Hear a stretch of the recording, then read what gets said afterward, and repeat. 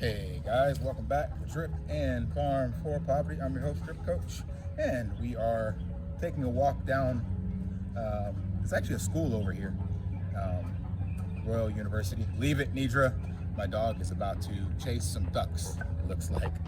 There's these ducks up there you can see, and mother duck and her ducklings. But leave it, Nidra. My dog wanted to chase some ducks. But luckily, she's not that bad behaved, so the duck is there, and Nidra's here. I think this is a, they have like a sheep or something over here as well somewhere. I don't know. Anyway, I lost my train of thought. So, yeah, it was meant to be a walk and talk video, and because I was going to talk about, yeah, the state of drip, basically. That's all I ever cover on my channel. And where we're at, and so far the lack of development or updates from G Money Forex team. And so far today, right now, it's Monday afternoon, Monday pre-evening, about 4 p.m. and we don't have anything as of yet from the team. And yeah, I just wanted to cover where I'm at, and yeah, what you all can expect or to do. Let me flip this around. All right, so I did get some intel, but I'm not allowed to share it or show it. The person that sent it to me told me that it was meant to be anonymous, and I can't post it because it would, I guess, show who they are. And this is from people inside the circle, so to speak, behind the Iron Curtain. And then I reached out to some other people behind the Iron Curtain.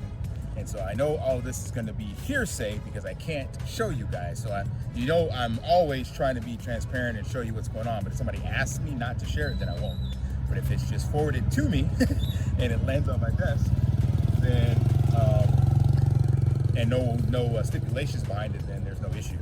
But in this case, it was. So you may or may not have seen the recent, I think it was a degen cipher that Ray did or whatever, but he was sharing some info on behalf of G Money from inside a private Telegram group. And basically G Money was disgruntled, as you saw from one of the posts that I made or shared. And Ray's way of interpreting that is that G Money was just upset and just speaking out of context. Now, that was the same thing when Forex had told everyone, all the investors, to suck his dick, right? So we always find a way to sugarcoat these things. And like I always say, the truth is in the middle. The left side and the right side, truth's in the middle. So you get some screenshots of a message, that's one person's side. Then you get somebody else interpreting it, that's another person. Then you get Forex's response, that's his side or whatever, right? So we don't really know. But my spidey senses tell me that when you look behind the curtain at all of the history that we've seen so far, and the way that Forex treats his, I'm not gonna call them employees, but people that are working with him, that he contracts out, and the history that we've seen with people getting quote unquote fired or quitting or just disappearing, there is a common narrative, not just devs, but from marketing teams, from admin, project managers, whatever, right? So there's a common theme in which that whoever's in charge of this sinking ship just can't get their shit together. So if you watched the clips that Ray shared, the consensus is that G Money was just upset, he's apologized, and everything's awesome again, singing the Lego song, all holding hands, singing Kumbaya together. But again, when I put it in the context of what I've seen over the last 20 months alongside the receipts that I got sent to me privately, there's a very short fuse. Something's about to blow and I don't know what it is. And I can't tell you if it's going to be good or bad for the ecosystem, to be honest.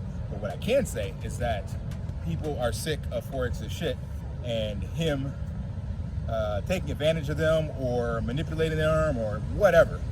But also, on the other side of that, there's this unwillingness to step out and share the information publicly. So when I asked a couple of these individuals, their response is, quote unquote, they don't want the trauma. So the generation we live in, I believe, they're just keyboard warriors and they don't really want to stand up for anything or themselves, or they only look at themselves as the impact rather than the collective community side. So instead of there being a unified support and front to rise against the machine, so to speak, it seems as though everybody takes their L in silence, or at least behind a keyboard and a screen, and the gaslighting and manipulation continues, and the only people that suffer are folks like you and me, the ones that put their capital into the system.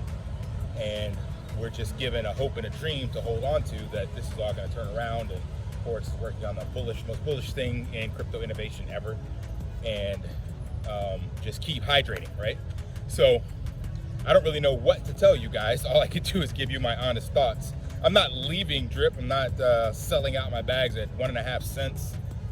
It's just compounded to zero at this stage, or not compound, but just let it add up and not really worry about it.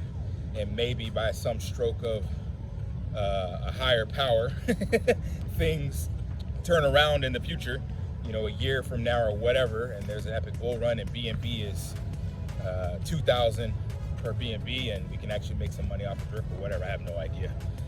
But the point is that really the community is the juice. We kind of dictate the ebb and flow of crypto as well as other projects. So Drip only made it this far simply because the community had a narrative to compound and hydrate and good drip behavior and all this stuff. And in technical terms, 1% per day is not sustainable without any kind of utility or way to offset that. And Drip only made it this far because of the community support and narrative, so to speak, of compounding and hydrating and all this stuff like that. So Drip probably would have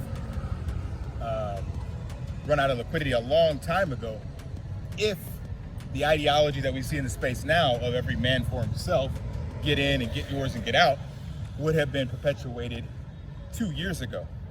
But luckily or unluckily, that was not the case.